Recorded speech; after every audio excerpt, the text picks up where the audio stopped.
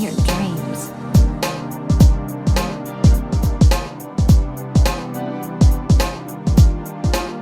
Hey, what's up guys? Welcome back to another Snowbreak Containment Zone video, and today we're just going to be going over Haru's kit that has been revealed on their official Twitter. By the way, if you happen to like the content, leave a like and subscribe.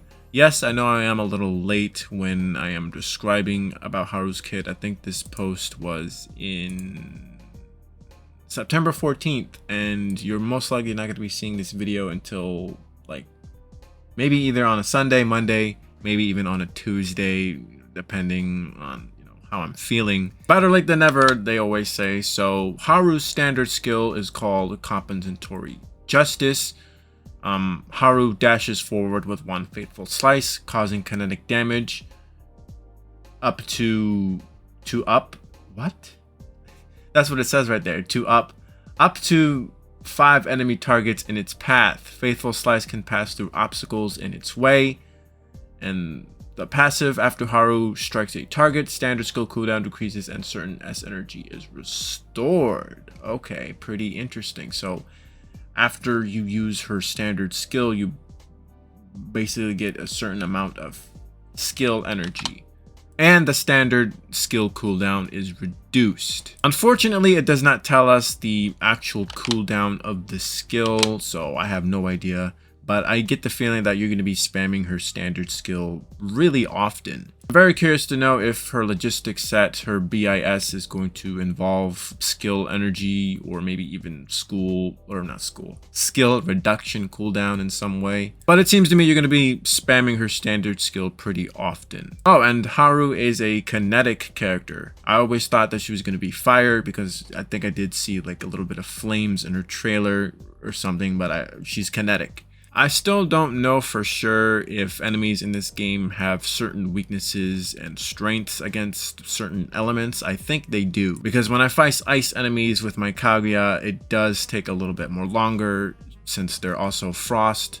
But it would be nice to know for sure if there are enemies that have certain resistance and strengths, because I would really love to know that, especially if you're trying to do like the bosses in the Neuron stage. Maybe they've already shown us like some type coverages, but maybe I've just never seen it yet. I don't know. Anyways, for Haru's support skill, Haru hits targets with evidentiary slash 3 times, dealing kinetic damage, then attacks with 1 executionary slash, dealing kinetic damage. So it seems like a very like standard support skill. Nothing really too crazy going on with her support skill. Probably because I think she's supposed to be a main DPS character. I think the 4-star Haru is generally a support, so I think having the 5-star version being a main DPS is a pretty good choice. Now as for Haru's ultimate, Triumphant Body Victorious Blade.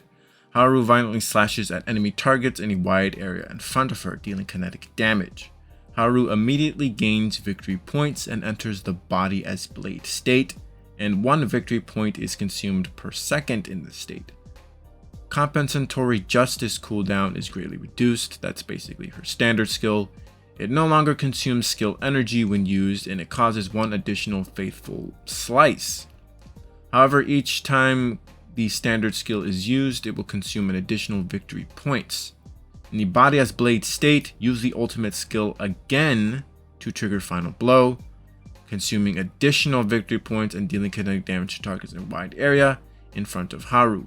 When victory points is not enough, Haru can also trigger final blow, but after it is used, Haru will exit the body as blade state. So when you're using Haru's ultimate, you're going to be spamming the standard skill even more. And since it doesn't consume any skill points, you're basically going to be spamming that until the state ends. However, if you manage to build Haru with the good amount of ultimate energy in the substats, once you use her ult, the match will basically be over, right? You basically be spamming her ult, spamming her standard skill, and the enemies will be dead. Although we don't know what her numbers are going to look like. I normally don't even crunch numbers anyway, but even if you can manage to spam her ultimate or standard skill, depending on how good her numbers are, it's not going to be really worth noting.